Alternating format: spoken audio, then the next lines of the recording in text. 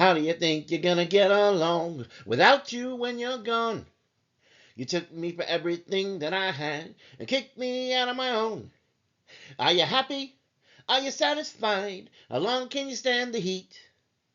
Out of the doorway, the bullets rip. To the sound of the beat, look out. Another one bites the dust. Another one bites the dust. And another one gone, and another one gone. Another one bites the dust. Hey, gonna get you too. Another one bites the dust. Mm-mm. Welcome, welcome, welcome to another exciting episode of the Unrelenting Alchemist. All spiritual, all the time. I'm sorry this is going to be a short message for today, and I apologize that I'm releasing it at such a late time. But I have been working busy on a project, and unfortunately, it's consumed a lot of my time. A lot of it has to do with this concept I'm developing on a project called the Sophian Way. It will be, when published, a book. I'll be releasing it. And of course, I've got to get it to print, get it to market. You know the deal. So that's going to be my subject for the message today. Is I want to talk to you about the Sophian Way and what it's going to cover. The Sophian Way is a form of faith, but it's not a religion of dogma or rigid rules. It's built on the idea that wisdom, like light, moves and adapts. The universe is not frozen in time, and neither is the truth. Many old religions have always wanted their teachings to be the solitary teaching, the permanent and unchanging teaching, often writing them down in books that were never meant to be ever edited again, so to speak. This gave people a sense of stability, and that's not a bad thing. But what was true in the past, is it always true? That's the $1,000,000 question. Because sometimes there are some things that do last a test of time, and then there are some things that have kind of aged pretty terribly when we look at how we once thought about humanity and what we think about humanity now. And some people actually like that. Some people say, you know what, we've gotten away from the old ways. And there's truth to that. I'm not going to sit here and say to you that it's always good to adapt and change. You can become something you totally never anticipated. But at the end of the day, we have to think about multidimensionality. And when you're watching a movie, instead of just seeing one scene at a time, you could see the whole movie all at once. From every angle, from every character's point of view, even scenes that were cut from the final version. And that's how the divine experiences our world, really. Because we have to think about the fact that, okay, if we say that eternal truth is Judaism, okay, well, that's a very small group of people in the world. What about the rest of the people in the world? Are they all lost? Do they not know what's going on? So, our universe is playing out in many ways, to many people, in many different expressions of the divine. And so we have to, thinking about a faith, think about the fact that there are other points of view. And there's some people who don't like that. Some people feel like, you know what, I don't want the relativism. I want just the one point of view and nothing else. Particularly, think about how science interacts with religion. Sometimes you may find science at odds with religion, but I don't think it should be at all. I think science and religion should actually harmonize with one another, because at the end of the day, science is the rules of our universe. And the divine is the one who is the master architect who's created these rules and made the universe what it is. So there shouldn't be this idea that one supplants the other. Think about also the fact that we think of time as linear, and there's retrocausality out there. Strange as it sounds, that some experiments in physics have suggested that what happens tomorrow can influence what happened yesterday.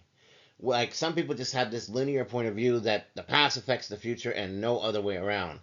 But the Sophian Way looks at this as part of reality too. Because healing today can fix things from your past, and praying for your ancestors might bring peace to your present.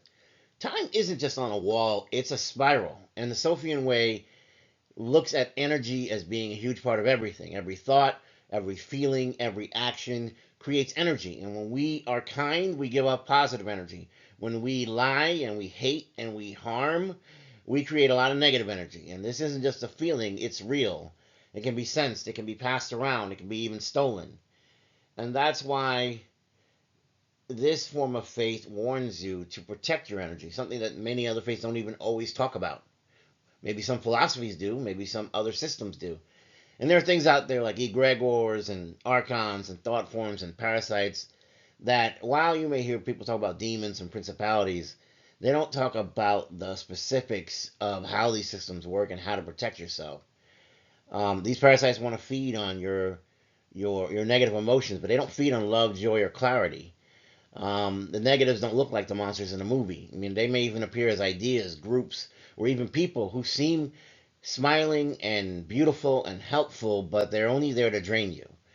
So the Sophian Way is going to teach followers to be aware of their own energy and to clear away the harmful patterns, clear away the harmful relationships, understand the lessons that the universe is trying to teach you, and to get rid of habits that make you feel weak and promote the habits that make you feel stronger.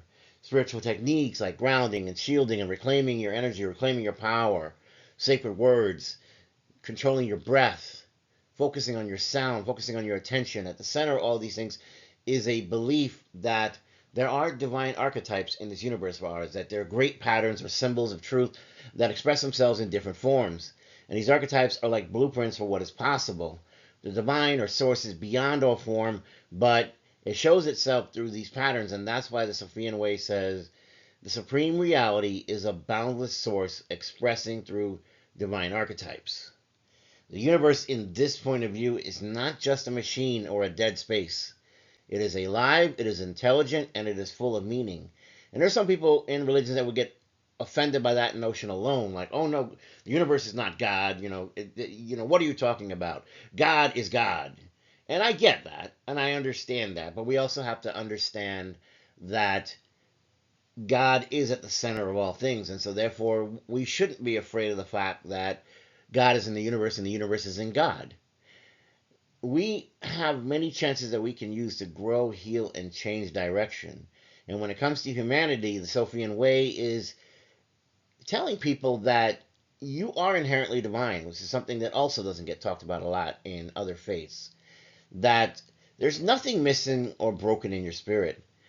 Many people are trapped in these illusions. Many people are sort of told, hey, you are wicked, you are a sinner.